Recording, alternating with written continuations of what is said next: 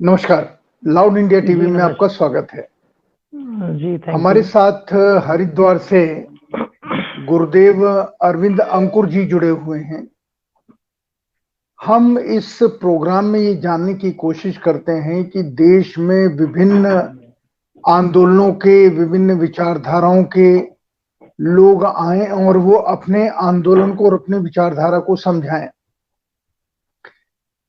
गुरुदेव अंकुर जी के देश में काफ़ी समर्थक हैं। कपड़ों से आप समझ गए होंगे कि वो साधु हैं, स्वामी हैं, इनका हरिद्वार में आश्रम है। न्याय धर्म सभा का क्या मतलब है जिसका आंदोलन गुरुदेव अंकुर जी चला रहे हैं? मैं पहले आपसे आग्रह करूंगा गुरुदेव जी कि आप अपने बारे में थोड़ा-सा बताएं संक्षिप्त से। उसके बाद फिर हम बातचीत शुरू करें कि न्याय धर्म सभा का आंदोलन क्या है और आपने इसमें जी, काफ़ी सारे पहलुओं को शामिल किया है। उन पहलुओं का शामिल करने का मतलब क्या है?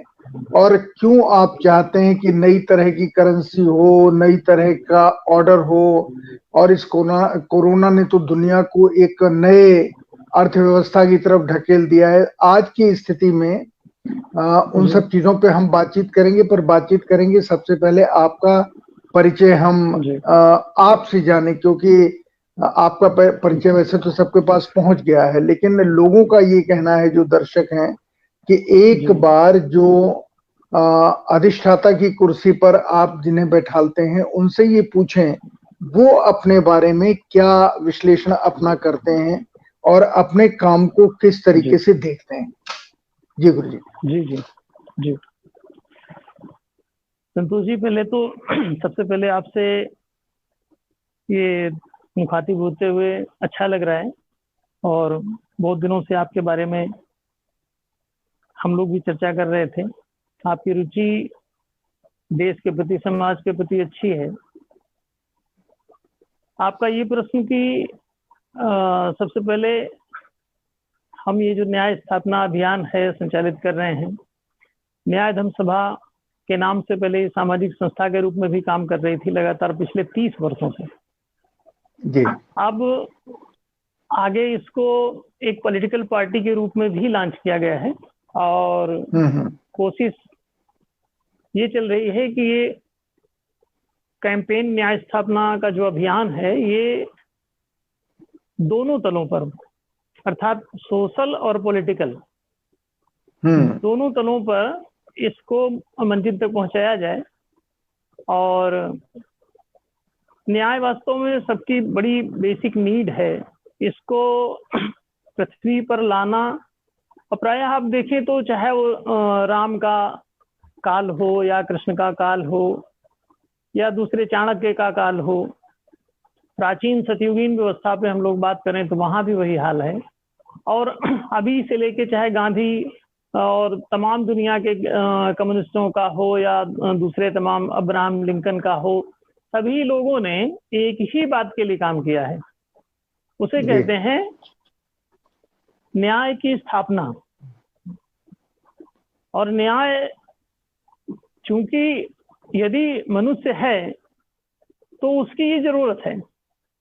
जंगल में न्याय का कानून नहीं चलता।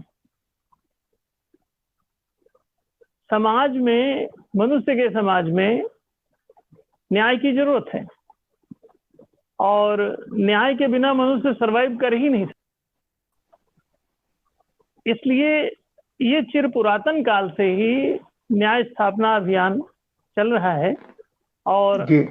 हम ऐसा समझ लें कि उसी कड़ी को कोई भी चीज, अगर कोई कैंपेन चल रहा है, जब तक वो मंजिल तक पहुंचेगा नहीं तब तक उसे पूरा करने का हम सभी का कर्तव्य है। और जी। इसी सिलसिले में हम भी इस पे काम कर रहे हैं पिछले काफी समय से, पिछले 30 वर्षों से तो लगातार, मतलब 1990 से हम इस कैंपेन को सामाजिक रूप से संचालित कर रहे थे। और इस पे सबसे पहली जो रिक्वायरमेंट थी, इससे संबंधित साहित्य की समस्या थी, तो हमने शुरुआती इसमें साहित्य लेखन पर जोर दिया। उससे संबंधित सभी प्रकार की बातों को क्लैरिफाई करना। समाज जब तक जानेगा नहीं तब तक कुछ करेगा नहीं।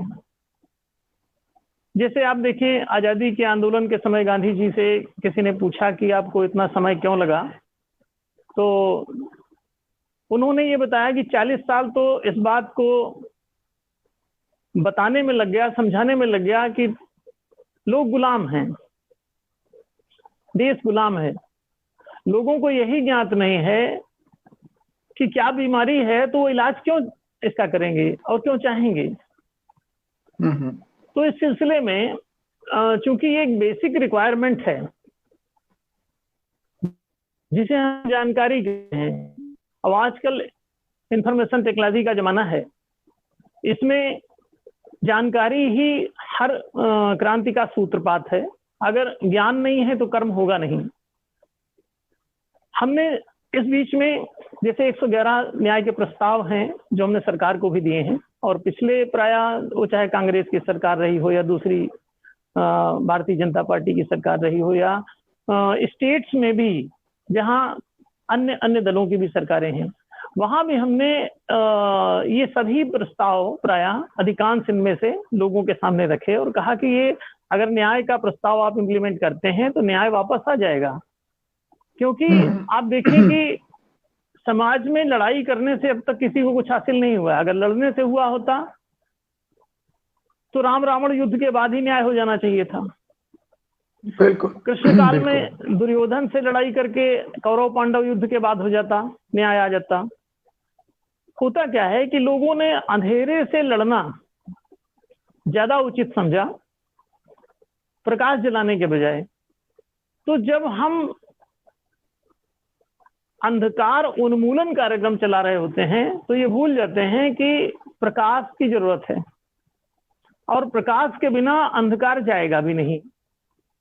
लेकिन ये गलती लोगों से होती चली गई और लगातार, जैसे कि अंग्रेजों भारत छोड़ो आंदोलन, अंग्रेजों से क्यों छुड़वाना है? क्योंकि वो न्यायपूर्वक शासन नहीं कर रहे हैं, प्रजा का दमन हो रहा है, लोगों के अधिकारों का हनन हो रहा है, मानवाधिकारों का, जनाधिकारों का, सभी प्रकार के अधिकारों का हनन हो रहा है।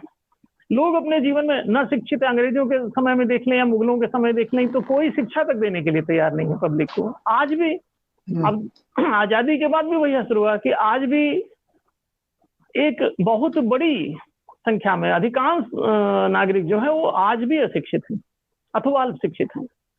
अब ऐसी स्थिति में जब आप अपने नागरिकों को शिक्षा भी देने के लिए तैयार नहीं हैं, तो जाहिर है उनको रोजगार क्यों देंगे आप? और रोजगार के बिना कोई भी आदमी जिंदगी में एक कदम भी आगे नहीं बढ़ सकता। क्यों? रोजगार से ही आर्थिक आय होती है, आर्थिक आय से ही घर चलता है। घर तभी चलेगा जब पैसा हो, पैसा तब होगा जब वो कोई रोजगार करेगा। शिक्षा नहीं है तो ज्यादा से ज्यादा वो खेती कर सकता है, और खेती की जमीन भी किसी को दी नहीं जा रही है। जिनके पास है तो कोई जमींदारी प्रथा चल रही, तो हजारों एकड़ के मालिक कोई और हैं, काम वो करते भी नहीं है, और जो काम कर सकता है उसको जमीन उपलब्ध नहीं है। जो बिजनेस कर सकता है उसके पास पूंजी उपलब्ध नहीं है। पूंजी पर रेपो रेट लगा दिया जाता है जिससे कि सारी पूंजी समाप्त हो जाए। तो बेसिकली हम तो बचपन से इस काम को बड़ी तन्मयता से लगे हुए हैं, क्योंकि अगर आंख खुल जाए, आप समझदार हैं, तो आपको उचित अनुचित तो पता चलता ही है। तो बहुत अर्ली एज से ही हम इस पे लगातार काम कर रहे हैं कि लोगों को शिक्षा मिल जाए, रोजगार मिल जाए, सुविधाएं मिल जाए, संरक्षण मिल जाए, लोगों का जनाधिकार सुरक्षित हो और लोगों के हिताधिकारों की रक्षा हो, मानवाधिकार सुरक्षित हो।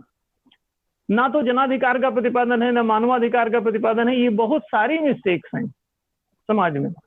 व्यवस्थाएं चल रही हैं, राजनीतियां चल रही हैं, लेकिन कोई भी जनता के हितों पर ना कोई बात सुनने को राजी है, यहां से संसद तक।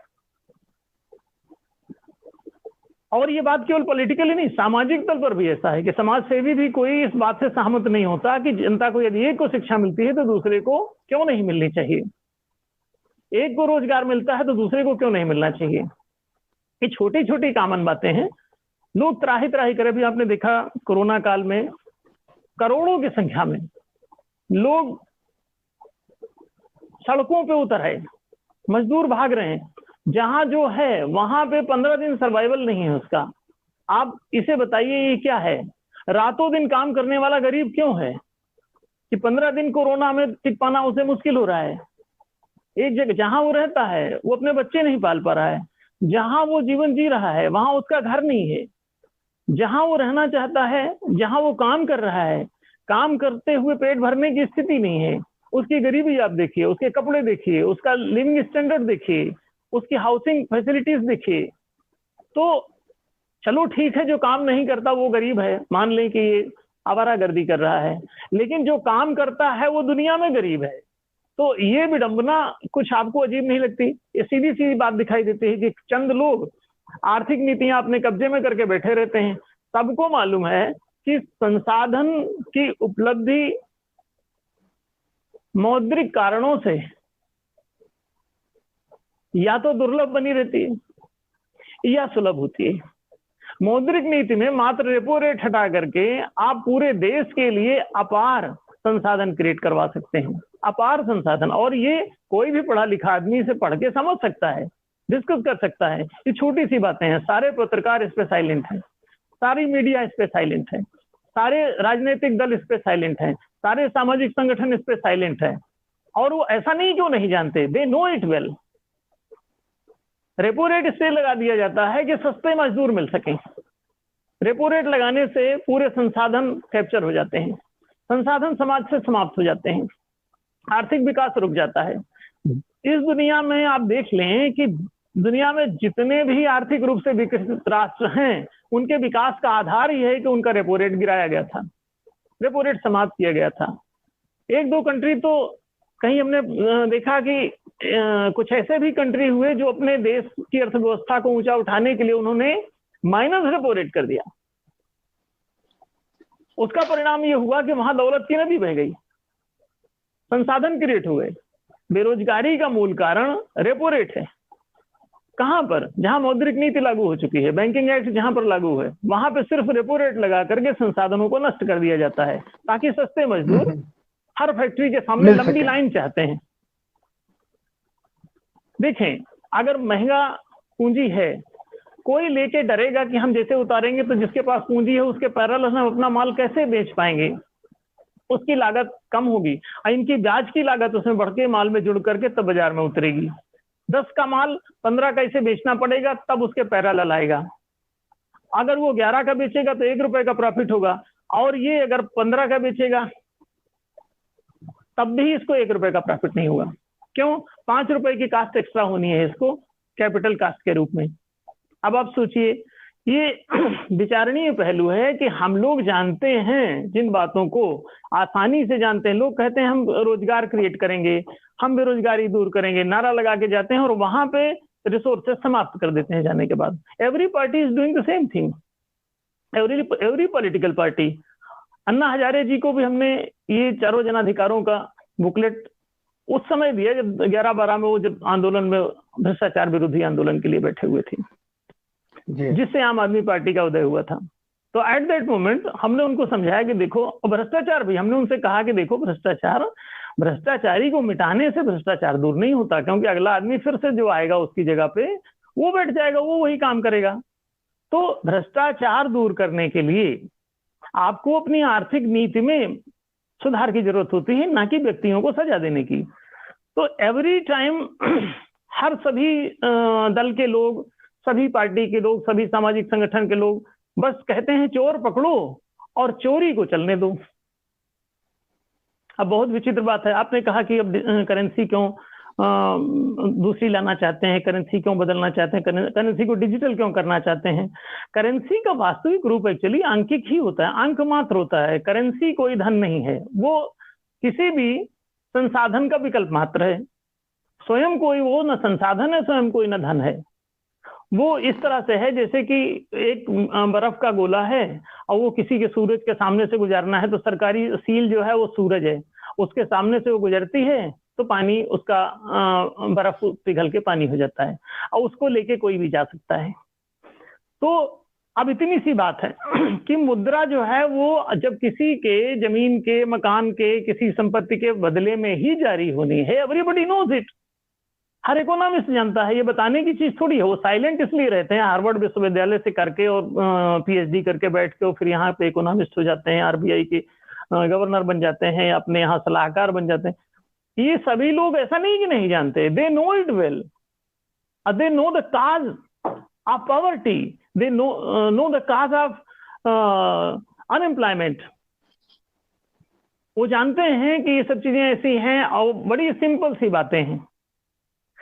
हमने कहा कि देखो भ्रष्टाचार इसलिए होता है क्योंकि ऑफ द रिकॉर्ड आप करेंसी का लेन देन कर सकते हैं, हर क्रय विक्रय ऑफ द रिकॉर्ड हो सकता है, हर लेन देन ऑफ द रिकॉर्ड हो सकता है। तो घूस, भ्रष्टाचार, गबन, घोटाला, तामझाम, सब अंडर द टेबल वाला जितना काम होता है, on the table and under the table, ये सब शब्द कहां से आए? आप विचार करके देखिए। सभी विद्वानों से हम पूछते हैं, क्यों विचार करके देखें। ऑन द टेबल मीन्स होता क्या है? On writing is called on the table, under the table without writing, without any proof. तो ट्रांसपेरेंसी समाप्त हो जाती है ड्यू टू कैश। कैश का जो लेन देन है, कैश का जो ट्रांजेक्शन है, वो उस ट्रांसपेरेंसी को समाप्त कर देता है। अब कोई लेन देन हुआ है या नहीं हुआ है, ये बात कैसे सिद्ध होगी? ऐसी स्थिति में एक ही चारा बचता है कि आप करेंसी को ट्रांसपेरेंट बना दो। और जो डिजिटल करेंसी है वो एक ट्रांसपेरेंट सिस्टम है। अब जब ये ट्रांसपेरेंट सिस्टम है तो इसको इंप्लीमेंट करने से ही सही होगा जो कुछ होगा। लोग तो अभी जो भारत सरकार, अभी जो गुरुजी एक मिनट, अभी जो भारत सरकार डिजिटल करेंसी का प्रसार कर रही है या देश को उस रास्ते पर ले जा रही है कि सब लोग डिजिटल करेंसी का इस्तेमाल करें, तो वो आपकी लाइन पे है या आपकी लाइन के विपरीत है, आपके सोच के? हमने गवर्नमेंट को दिया था, और गवर्नमेंट जो आज भाजपा की सरकार है, पहले हमने मनमोहन सरकार को दिया था, मनमोहन जी प्रधानमंत्री थे। तो जब मनमोहन सिंह जी जब प्रधानमंत्री थे, उसी समय आंदोलन भी चल रहा था अन्ना जी का।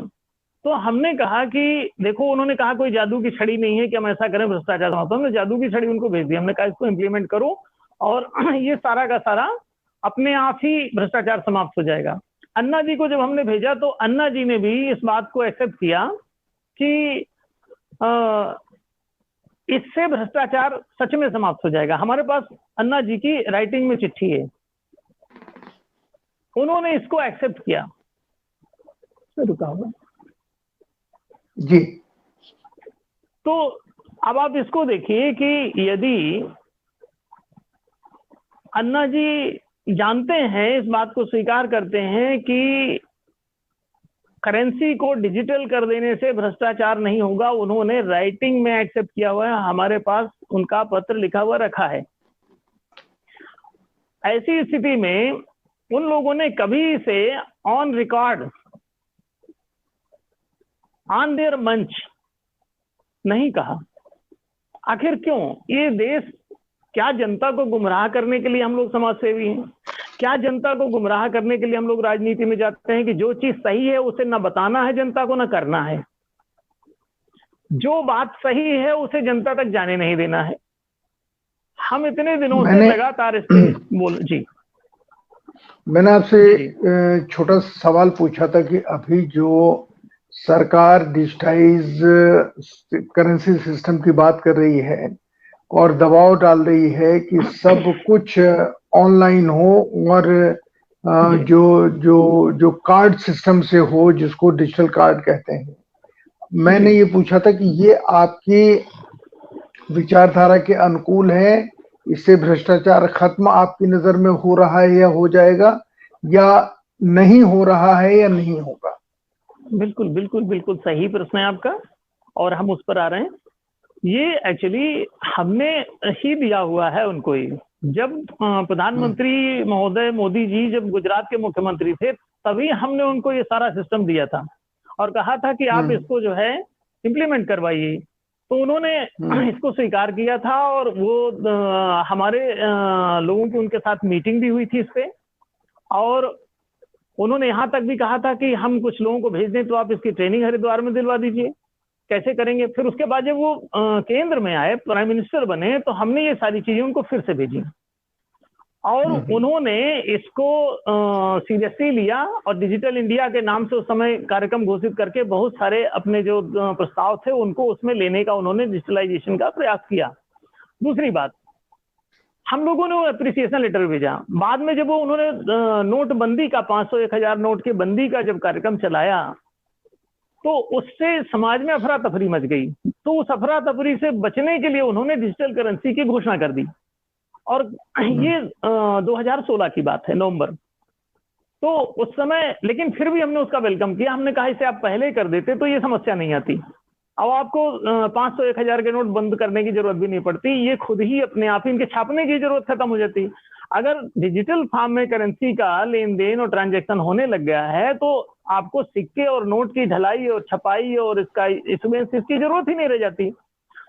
सरकार ने इसको न्याय धर्म सभा के प्रस्ताव के अनुकूल ही किया है। हमने उनको एप्रिसिएशन लेटर भेजा है और भाजपा के प्रायः सभी वरिष्ठ लीडरान इसको जानते हैं कि एनडीएस का प्रस्ताव है और उनसे प्रायः कईयों से तो बात भी होती रहती है। वो इम्प्लीमेंट, दिक्कत ये है कि इसका इम्प्लीमेंटेशन उन्होंने प्रॉपरली जैसा चाहिए उस तरह से पूरी सीरियसनेस से नहीं किया। अपना काम चलाओ तात्कालिक परिस्थिति को अवॉइड करने, उससे बचने के लिए कि नोट बंद हो रही तो इतनी अफरा तफरी मच जाएगी, बहुत सारी लाइनें लंबी लंबी लग रही तो बचें उससे, तो बोले ऑनलाइन ट्रांजैक्शन करो तो ये समस्या खत्म हो जाएगी। उन्होंने डिजिटल करेंसी घोषित कर दी। फिर उसके बाद ये बड़ा अच्छा हुआ कि जब कर दिया तो उस पर काम करना पड़ा। सभी जगह इसके लिए तरह तरह के ऐप बनाने पड़े। जैसे कि आप देखें भीम ऐप उसी के लिए बनाया गया। अब भीम ऐप के माध्यम से आप ट्रांजैक्शन करते हैं और उस ट्रांजैक्शन का फायदा ये होता है कि लोगों को कैश लेके चलना नहीं पड़ता, कैश गिरती नहीं, खोती नहीं, गिनते नहीं उसका। अब जो भी कोई चीज होगा तो वो ऑनलाइन ही रहता है, ऑन रिकॉर्ड ही रहता है। जो जितना उसमें होगा भ्रष्टाचार उसमें कैसे संभव है? कोई आदमी घूस लेता हुआ क्या ऑनलाइन कहेगा कि मेरे बैंक खाते में ट्रांसफर कर दो? ये संभव ही नहीं है। क्या कोई गबन घोटाला अपने खाते में ट्रांसफर करके करवा लेगा? क्या पकड़ा नहीं जाएगा तुरंत? तो जो जानता है कि तुरंत पकड़े जाएंगे तो करेगा ही नहीं इसे। तो ये बात तो सही है कि जितना ज्यादा ऑनलाइन ट्रांजैक्शन बढ़ता जाएगा और जब तक करेंसी जीरो नहीं हो जाएगी, कागजी नोट और सिक्के जब तक जीरो नहीं हो जाएंगे तब तक ये भ्रष्टाचार समाप्त नहीं होगा। और आप ये समझ लीजिए कि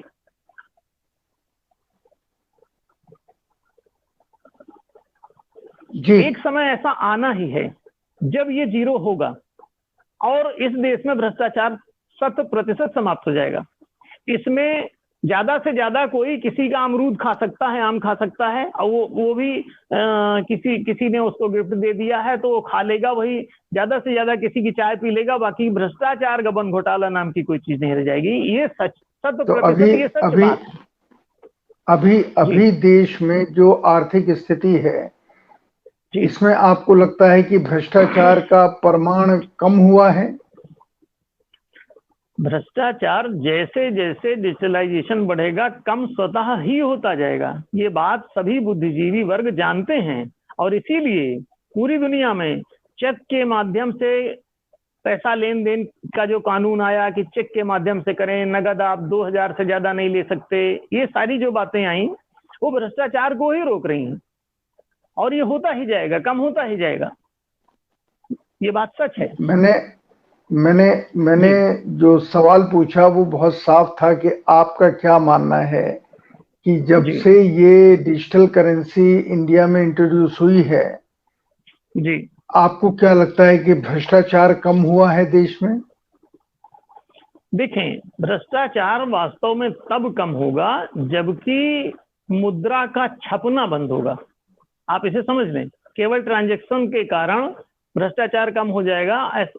हाँ, थोड़ा असर पड़ेगा लेकिन ये पूरी तरह से नियंत्रण में तब आएगा जब कैश का एग्जिस्टेंस समाप्त होगा। और कैश का एग्जिस्टेंस मतलब आरबीआई अब इसे छापना बंद करे, इसकी ढलाई बंद हो। जब तक ये बंद नहीं होगा तब तक बहुत असर नहीं पड़ेगा, लेकिन कुछ असर जरूर इसका होगा। जितना ज्यादा मात्रा में बढ़ जाएगा उतना ज्यादा आप ये समझिए कि उसमें हेरा फेरी के चांसेस बहुत कम होते हैं। लेकिन वो साइड में किसी न किसी रूप में अभी वो करते रहेंगे क्योंकि मार्केट में बहुत सारे माध्यम उसके बने रह जाएंगे कैश की उपस्थिति के कारण। तो मार्केट से कैश समाप्त होना पड़ेगा तब ये भ्रष्टाचार समाप्त होगा। केवल ऑनलाइन ट्रांजैक्शन करने से भ्रष्टाचार समाप्त हो जाएगा ऐसा ख्याल गलत है जी। 2016 से पहले, नवंबर से पहले जी एक जी मोटे तौर पर ये स्टडी है सारे देश की कि हमारे यहाँ जी पैरेलल जी इकोनॉमी चलती थी जो ब्लैक मनी के रूप में थी, जिसको आप खत्म करने जी की बात कर रहे हैं, जिसे आप जी जी भ्रष्टाचार कहते हैं। जी उस ब्लैक मनी जब नोटबंदी हुई, जिसका जिक्र आपने भी किया अभी, उस नोटबंदी जी में घोषणा ये हुई कि इससे भ्रष्टाचार खत्म हो जाएगा, एक, जी और इससे पैरेलल इकोनॉमी ब्लैक मनी वाली वो खत्म हो जाएगी, और दूसरा जी हमारे यहाँ से आतंक खत्म हो जाएगा। उस समय जो नोट के चलन थे देश में, लोग नोटों का संग्रह अपने यहाँ कर लेते थे, जिसको हम ब्लैक मनी कहते हैं, या उसका इस्तेमाल भ्रष्टाचार के लिए करते थे, एक। और दूसरा, जी वो फेक करेंसी हमारे यहाँ आ गई थी, जो विदेशों में छपती थी, अपने देश में भी छपती थी, और एक जी जी जिसको कहते हैं नकली नोटों का चलन था। जी जी अब बिल्कुल। आज के समय में एक मोटा अंदाज ये है कि जितनी पहले ब्लैक मनी थी, क्योंकि जब नोटबंदी हुई तो हमारी सरकार को एक पैसा भी ब्लैक का उसने घोषणा नहीं की कि हमारे खजाने में आया। मतलब हमारे जी पास अगर 5 करोड़ थे, हमने 5 करोड़ जी बदलवा लिए, उसमें हमने अपना जी वो पैसा जो अनअकाउंटेड है वो भी बदलवा लिया, हमने जी हमारे पास जो फेक करेंसी थी वो भी हमने बदलवा लिया, और हमारी पूरी इकोनॉमी एक तरीके से वाइट इकोनॉमी हो गई 2016 के बाद। क्योंकि सरकार जी ने एक पैसे की घोषणा नहीं की कि ये हमारे पास इतनी जी फेक करेंसी आई जिसे हमने नष्ट किया, और इतनी करेंसी हमारे पास वो आई जो ब्लैक में जी थी, एक। जी जी इसका इसका जी इसका नतीजा ये हम ये मानते हैं कि इस समय देश में ना ब्लैक है कहीं पर, और ना फेक करेंसी है। अगर ऐसा है, और तभी ये डिजिटल फॉर्मेट जिसकी बात आप कर रहे हैं, उन्होंने बाद में उसको इंट्रोड्यूस किया। पर प्रश्न ये है कि दूसरा जी अध्ययन अभी हाल का ये बता रहा है कि हमारे देश में उतनी ही फेक करेंसी है, और उससे ज्यादा ब्लैक मनी लोगों के पास है। गोडाउन के गोडाउन भरे हुए हैं, और वो मसला वैसा ही चल रहा है जो जी नोटबंदी से बिल्कुल होगा। पहले था। वो तो और बढ़ने की संभावना है, क्योंकि इन्होंने अभी 500 का बंद करके जब 1000 का चालू करोगे, 2000 का चालू करोगे, तो 500 और 1000 को तो और डबलीकरण कर रहे हैं आप, डबलिंग हो रही है उसकी। तो डबलिंग भ्रष्टाचार की भी हो जाएगी। जितने बड़े नोट उतना ज्यादा भ्रष्टाचार, उतना ज्यादा ब्लैक मनी। तो ये तो पक्का ही है, करेंसी जब तक डिजिटल नहीं होगी तो केवल केवल ट्रांजैक्शन ऑनलाइन करने से बात नहीं बनेगी। हम लोग जो बात कर रहे हैं वो करेंसी के डिजिटलाइजेशन की।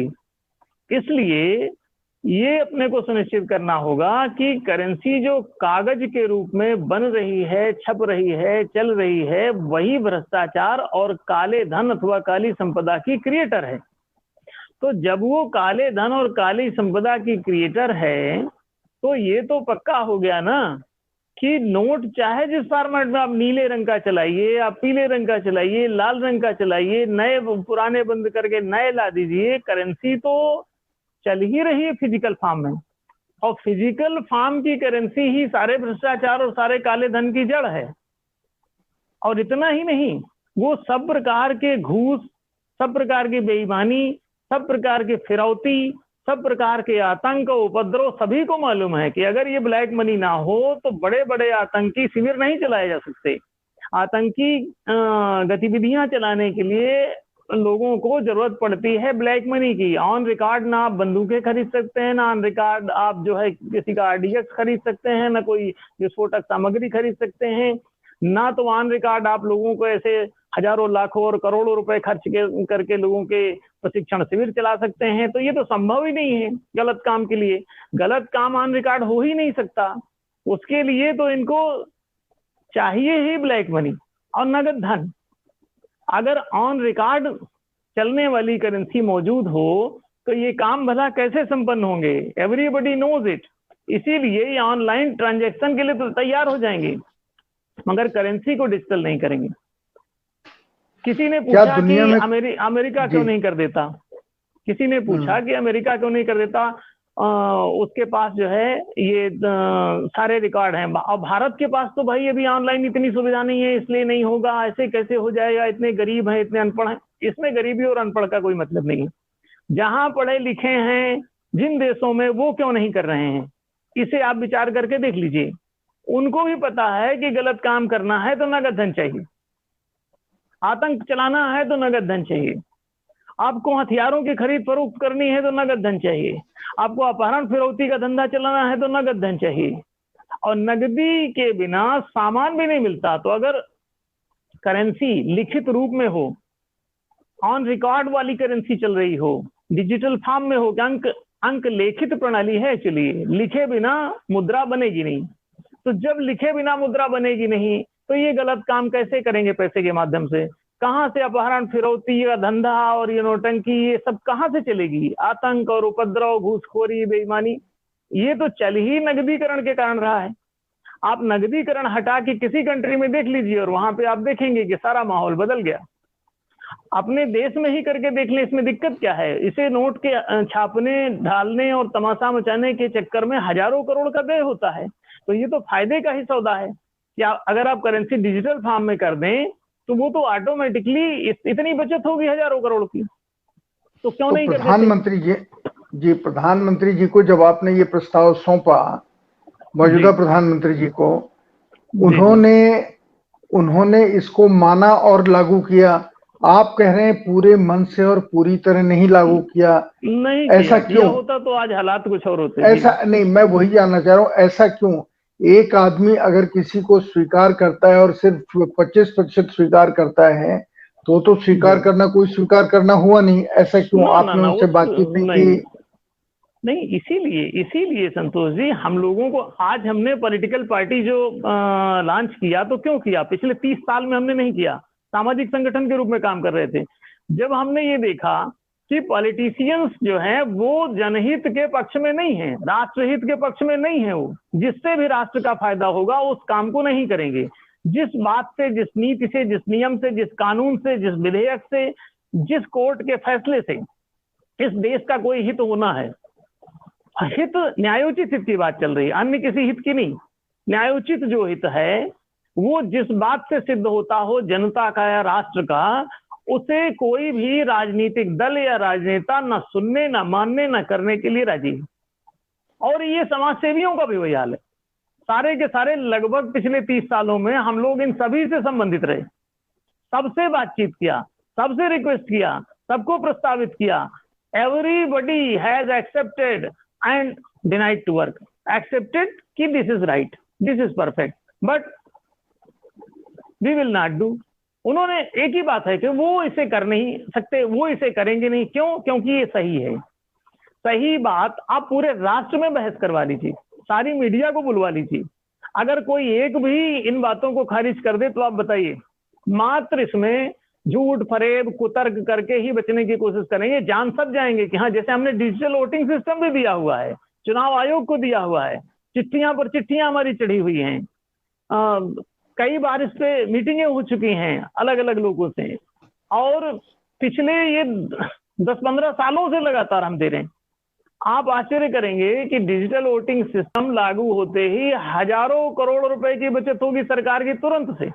ऑनलाइन मतदान करते ही जैसे नोट जो है डिजिटल फॉर्म में होते हैं, ऐसे वोट भी डिजिटल फॉर्म में हो जाता है। वो आदमी का आधार कार्ड से ये दोनों कनेक्ट हो जाता है, बैंक अकाउंट अथवा उसका मतदान का अपना मतदाता कार्ड। तो ये जब उससे कनेक्ट हो जाता है तो वो पर्सनलाइज हो जाता है बिल्कुल आधार कार्ड से जुड़ते ही, क्योंकि वो यूआईडी है, यूनिक आईडी है। तो ऑटोमेटिकली उसमें एक तो वोट पवित्र हो जाएगा, दूसरा जो फर्जी वोटिंग है वो हमेशा के लिए समाप्त हो जाएगा। तीसरी बात कि इतना जो तमाशा मचा हुआ है इसका, कि धांधली हो रही है चुनाव में, बैलेट पेपर में लफड़ा हो रहा है, पेटियां बदली जा रही, कोई कुछ आरोप लगा रहा है, कोई कुछ, सब एक दूसरे के ऊपर लगातार राजनीतिक दल आरोप लगा रहे हैं। ईवीएम भ्रष्ट है, ईवीएम में लोग नंबर बदलवा देते हैं। कितने आम आदमी पार्टी ने कितना इस पर आरोप लगाया, आप सभी जानते हैं। ईवीएम की ना इसमें जरूरत है, आप ऑनलाइन कर दो, मोबाइल के थ्रू वोटिंग होने लगेगी। एक ऐप होगा वोटिंग का, इलेक्शन कमीशन का, आप उसको ऑन कर लीजिए और उसमें देखिए जो भी इलेक्शन चल रहा है उसमें आप किसके पक्ष में वोट देना चाहते हैं, आप दे दीजिए वोट। रीचेक करना चाहें तो 24 घंटे का एक टाइम भी दिया जाए कि वो रीचेक कर ले उसका वोट गया कि नहीं गया। हटाने से उसका एक नंबर कम हो जाएगा और फिर ओके कर देने से उसका एक नंबर बढ़ जाएगा। तो ये बातें तो सब सहज हैं, बड़ी आसानी से हो सकती थी।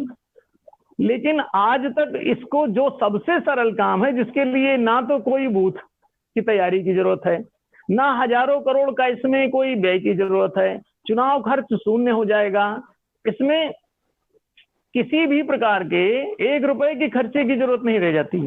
सच बात ये है। लेकिन इसके बावजूद सब जानते हुए भी ये राष्ट्रहित का काम है, जनहित का काम है, अगर हम इसे कोर्ट में भी दे दें तो court will refuse this IPL, हमारी पीआईएल। तो ये हमारी पीआईएल तक वो एक्सेप्ट नहीं करेंगे। और हमने डिजिटल करेंसी पे भी हमने सुप्रीम कोर्ट में लगाया था, आप आश्चर्य करेंगे, 2 बार हमने प्रयास किया, और उसको वो ये बोलते हैं कि ये तो सरकार कर ही रही है, आप इतना क्यों परेशान हैं। मतलब हजारों साल से जनता पीड़ित है, उसको वो इतना इजी लेते हैं। इतना भ्रष्टाचार में आकंठ राष्ट्र डूबा हुआ है, कोर्ट साइलेंट है, जज लोग इसको बढ़िया बहुत ही सिंप्लीफाइड ढंग से लेते हैं, जैसे कुछ हो ही नहीं रहा, चौतरफा मारा मारी मची हुई है, और उनके लिए सब ये साइलेंट एकदम नॉर्मल बात है, जनता सब सुखी है। तो ये बहुत अजीब सी बात है। एक ही बात नहीं है, 111 प्रस्ताव है न्याय सभा के। डिजिटल करेंसी इसका पहला प्रस्ताव था। इसके बाद यहां तक, जैसे एक है जो कहता समाप्त कर दो, निर्भर मुद्रा प्रचलन प्रणाली का प्रस्ताव है, जिसमें ब्याज आदि का चलन वास्तव में, खास तौर से जो सरकारी है, सरकार उस पर ब्याज कैसे लगा सकती है, ये आज तक बहुत विचार का विषय है कि ऐसा कोई कैसे कर सकता है। ब्याज की ना कहीं जरूरत है और ना कोई इसकी आवश्यकता है, बट रेपो रेट वो इम्पोज है, और उसके जरिए चारों तरफ संसाधन का अभाव हो जाता है। संसाधनों का अभाव करते हुए कैसे खुशी मनाई जा सकती है। जनता रो रही है, जनता के लिए एक बहुत गंभीर समस्या है कि उसके पास रिसोर्स नहीं है, जमीन नहीं है, पूंजी नहीं है, और छोटी सी बात है कि वहां पे रेपो रेट लगा हुआ है। तो एक ही प्रस्ताव नहीं है, ऐसे 111 प्रस्ताव हैं जो इतने व्यापक प्रभावशाली हैं कि यदि इनको एक दिन में सारी गरीबी दूर हो सकती है, एक दिन में सारे भ्रष्टाचार समाप्त हो सकते हैं, एक दिन में सारा इलेक्शन कमीशन का सारा सिरदर्द समाप्त हो सकता है, इलेक्शन में एक दिन में सारे पवित्र हो सकते हैं, हजारों करोड़ रुपए की बचत हो सकती है। ऐसे पता नहीं कितने उसमें आश्चर्यजनक रूप से प्रोविजन हैं जो कोई भी पढ़ा लिखा आदमी हमसे डिस्कस करके उसे डिनाई नहीं कर पाया। जरा भी ईमानदार है तो उसे सुन के चुपचाप बैठता है, समझता है और एक्सेप्ट किए बिना जाता नहीं। अगर जनता तक हम लोग इन बातों को पहुंचाने में सफल हो जाते हैं, सफल होंगे ही, 5 साल में पहुंचे, 10 साल में पहुंचे, पहुंचना तो है ही। जिस दिन ये पहुंच जाएगा जनता तक, उसी दिन तक आप समझिए इस देश में अन्याय है। जनता न्याय की आकांक्षा से भरी पड़ी है, युगों युगों से पीड़ित है, हजारों साल से पीड़ित है। मीडिया साइलेंट है, हम किसी मीडिया के आदमी से बात नहीं कर सकते। क्यों? मीडिया एक पोषित वर्ग की है, वो सब अपने आप में एक सेट लोग हैं, वो कभी कोई सही बात जनता के सामने नहीं आने देंगे। मीडिया का कोई भी पत्रकार बाकी नहीं है जो हमारे संपर्क में ना आया हो। हर एक को न्याय सभा के सारे प्रस्ताव दिया, वो जानते हैं, एक्सेप्ट भी करते हैं, अरे this is perfect, but they will not telecast it, they will not, इसको वो किसी भी तरह से जनता तक पहुंचने ही नहीं देंगे। दरअसल क्यों? अगर सही बात जनता तक जाती है, जनता को एजुकेट क्यों नहीं किया जाता? कभी आपने ख्याल किया क्या इतना पैसा कम है? देश में 50 लाख करोड़ रुपए सालाना खर्च होते हैं सरकारी, और उसमें से आज, और 1 लाख करोड़ भी शिक्षा का खर्चा नहीं है। 1 लाख करोड़ रुपए भी शिक्षा का खर्च नहीं है, और शिक्षा पहली नीड है मनुष्य की। विद्या विहीना पशुवीर समाना। आप थोड़ा सोचें, इस पर विचार करके देखें कि ये चक्कर क्या है। They don't want to educate you, they don't want to make you aware. वो नहीं चाहते हैं कि आप जानकार बने, वे नहीं चाहते हैं कि आप शिक्षित बने, आप प्रबुद्ध बने, आप बुद्धिमान बने। अगर आप ज्यादा बुद्धिमान बनना चाहते, पढ़ना चाहते हो, तो कहते हैं इनको सबको ऐसे ही पास कर दो, सबको मार्कशीटें दे दो, आपको रखेंगे उसी अवस्था में, ताकि वो अपनी मर्जी से बता सकें कि आपको देखो हमने समोसा दिया था, आप हमको वोट देते रहिएगा। आप एक वो तेनालीराम वाला हम आपको किस्सा सुनाएं। राजा कृष्णदेव राय के दरबार में एक बार कुछ गरीब लोग पहुंचते हैं, वो कहते हैं कि हमारे घर में चूल्हे नहीं जल रहे हैं, हम क्या करें, हम इतने गरीब हो गए हैं। तो राजा ने कहा कि आप चिंता न करें, हम आपको धन प्रदान करेंगे। तो तेनालीराम उनका एक मंत्री है, राजा कृष्णदेव राय का, वो खड़ा होता है और वो कहता है कि महाराज इन्हें धन नहीं ऋण प्रदान करें। तो लोग हतप्रभ रह गए कि राजा बड़ा दयालु है, वो धन दे रहा है और ये मंत्री ऐसा क्यों बोल रहे हैं। तो उनको थोड़ा सा अटपटा लगता है कि ये शायद नहीं चाहते हैं कि उसको धन मिले। लेकिन उनसे पूछा राजा ने कि आखिर ऐसा क्यों आप सजेस्ट कर रहे हैं।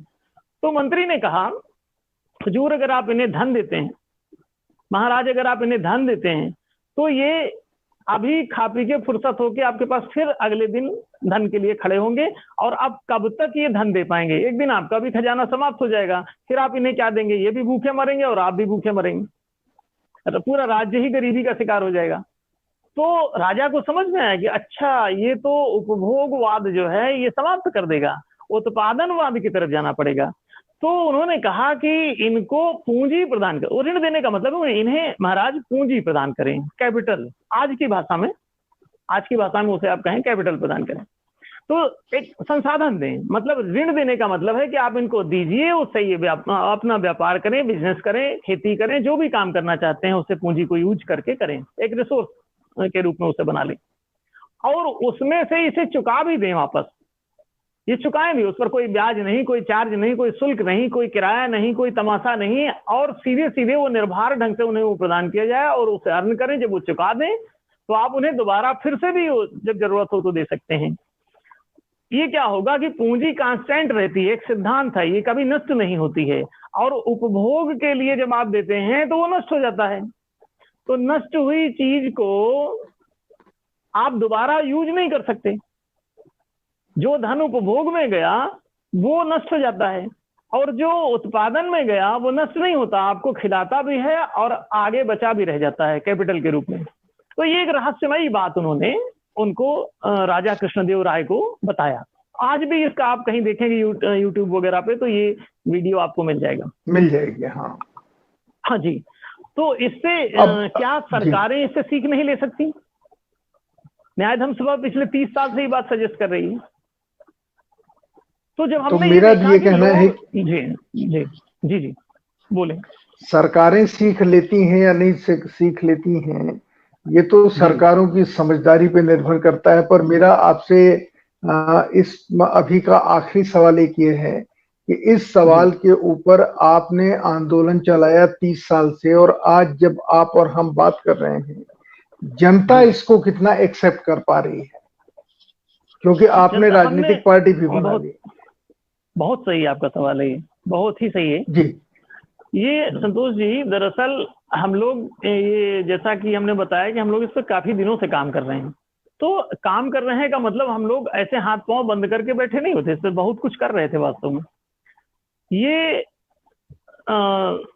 सच बात ये है कि 2005-06 में ही हमने एक सर्वेक्षण करवाया जन्म संग्रह से, कि क्या हम लोग जो ये न्याय स्थापना अभियान चला रहे हैं, इसके जो मुख्य विषय हैं, क्या जनता इन्हें एक्सेप्ट करती है, क्या जनता इससे सहमत है? तो हमने इसका सर्वेक्षण कराया।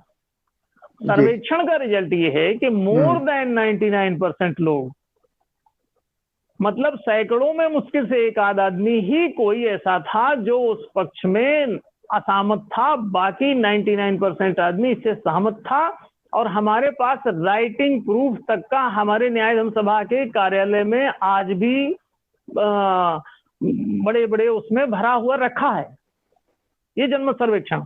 आप कोई भी इसे देख सकता है, इवन उसमें बड़ी बड़ी हैसियत के एमपीज एमएलए तक को, केवल जनता को ही नहीं, हमने ऑफ द रिकॉर्ड, जब नेता भी बाहर बैठा होता है तो वो भी ईमानदार होता है, आप आश्चर्य करेंगे, वो भी कहीं ना कहीं चाहता है कि अच्छा करे।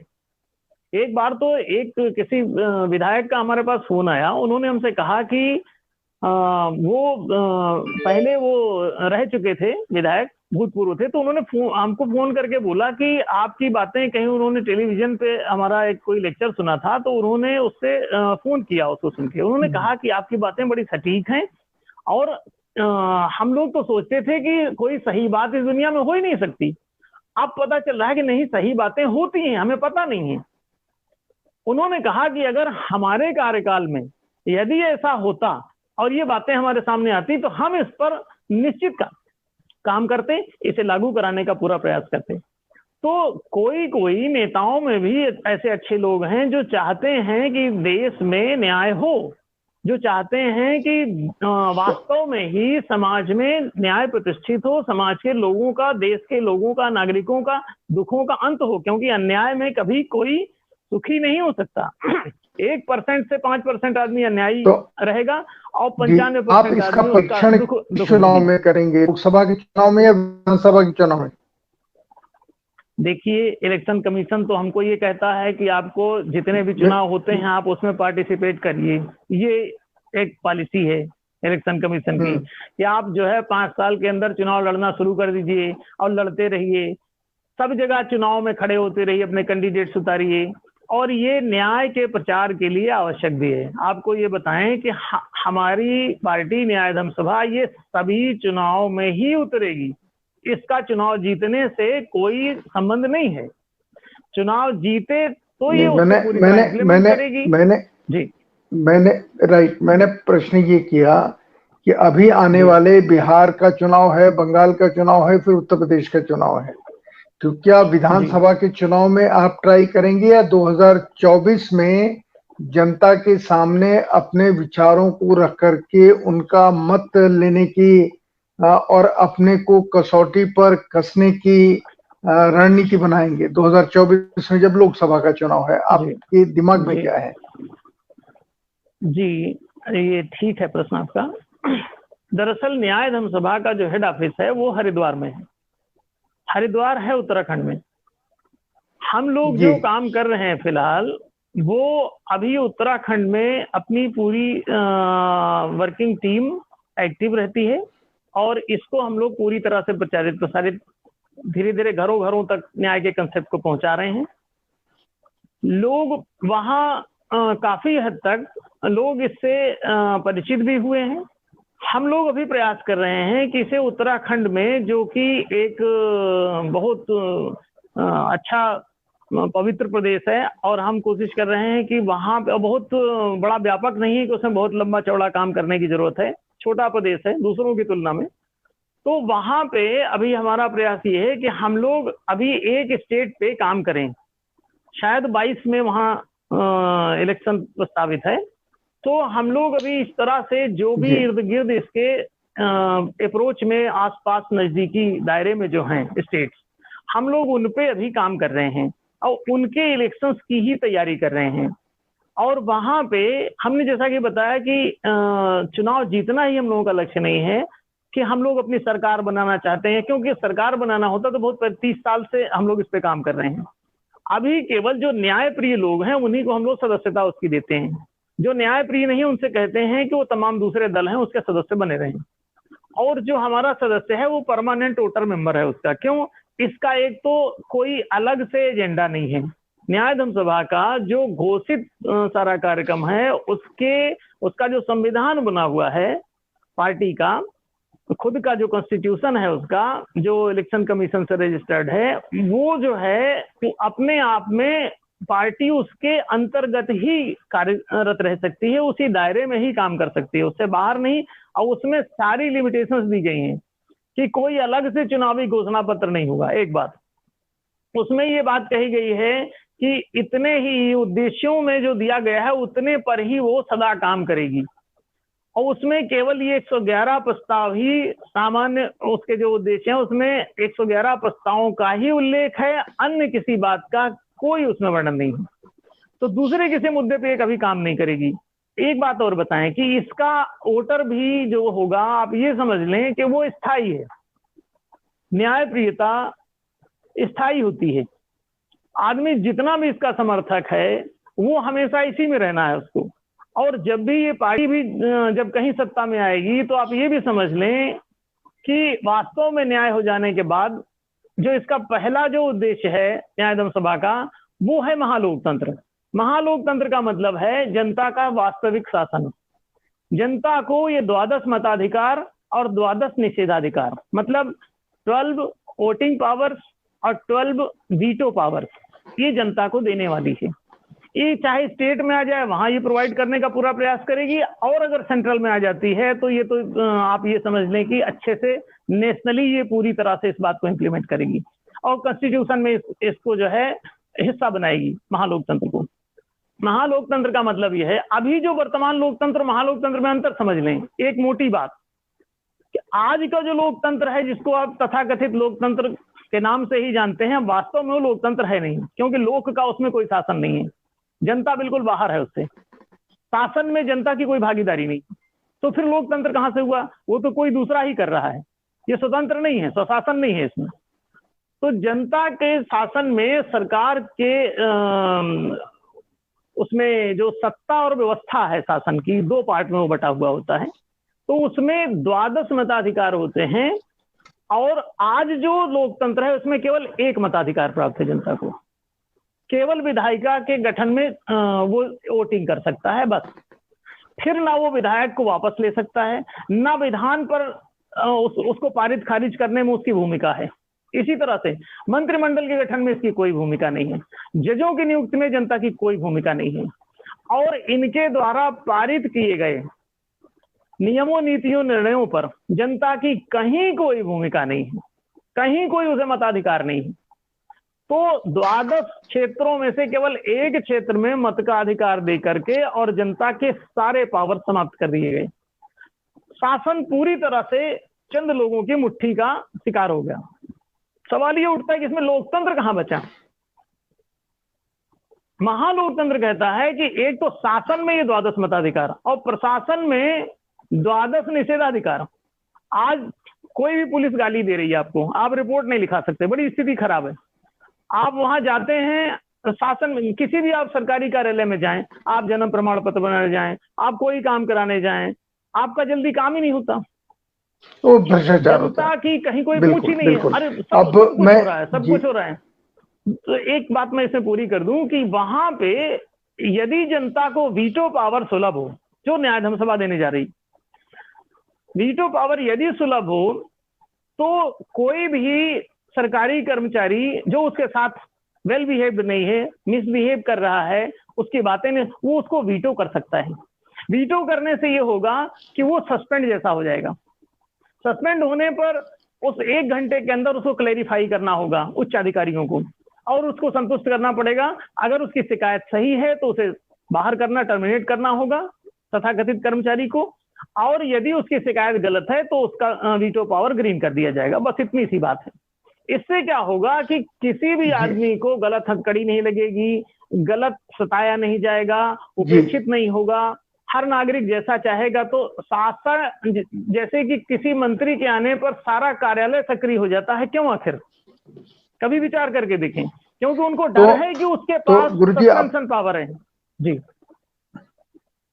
जनता के हाथ में कुछ नहीं है तो जी। सामाजिक जी, मैंने कहा आपके सामाजिक आंदोलन को आपने राजनीतिक आंदोलन में बदला है, ये मान के कि जब तक आप सत्ता में नहीं आते तब तक इन चीजों को पूरी तरह लागू नहीं किया जा सकता, क्योंकि आपका अनुभव कहता है कि आपने सारे राजनेताओं के सामने ये प्रस्ताव रखे, सरकारों के सामने रखे, जी हाँ, लेकिन उनके ऊपर कोई बहुत असर जी नहीं होता, नहीं होता। तो इसलिए मेरा ये कहना है कि इस बात को आपने, मैं दर्शकों से कहता हूँ, आपने गुरुदेव अरविंद अंकुर जी से उनके विचार सुने, और एक सामाजिक आंदोलन क्यों राजनीतिक आंदोलन में बदलता है, आपने इसके कारण भी जाने। हम इस मसले पर आगे बातचीत करते रहेंगे। डिजिटल करेंसी, उससे उत्पन्न सवाल, उससे उत्पन्न, जब देखिए इंटरनेट की बातचीत है, लेकिन बीच बीच में आपने डिस्टरबेंस देखा होगा कि अगर इंटरनेट ठीक नहीं चल रहा है तो हम बातचीत ही नहीं कर सकते, जो डिजिटलाइजेशन का बेस है। तो इसके बारे में हम बात करेंगे आगे। अभी आपने जितनी बात कही हमसे, हम लोगों के सामने एक नया विचार आया, और जिस विचार के ऊपर जो हमारे दर्शक सुनने वाले हैं वो अवश्य सोचेंगे, और जिनको मेरा ख्याल है कि डिजिटल करेंसी के फायदे जिन लोगों को समझ में आते हैं वो गुरुदेव अंकुर के आंदोलन के साथ अपने को शामिल करना चाहें तो जरूर शामिल करें। हरिद्वार में हेडक्वार्टर है और उन्होंने कहा कि 2022 के विधानसभा चुनाव में वो इन विचारों का परीक्षण जनता के साथ करेंगे, और यही मैं जानना चाह रहा था। आप सबको बहुत बहुत धन्यवाद गुरुदेव जी, आपको भी बहुत बहुत धन्यवाद कि आपने विस्तार से इस विचार को समझाया, देश के लोगों के सामने रखा। आप रखते ही होंगे। अभी जो आपने रखा है इसके ऊपर हमारे सब पास जो सवाल आएंगे अगली बार जब हम मिलेंगे तो उन सवालों के साथ आपसे मिलेंगे। आपको बहुत बहुत धन्यवाद। इस कार्यक्रम को समाप्त करते हैं और दर्शकों फिर हम कल मुलाकात करेंगे ऐसे ही किसी सामाजिक आंदोलन से जुड़े विचार के साथ।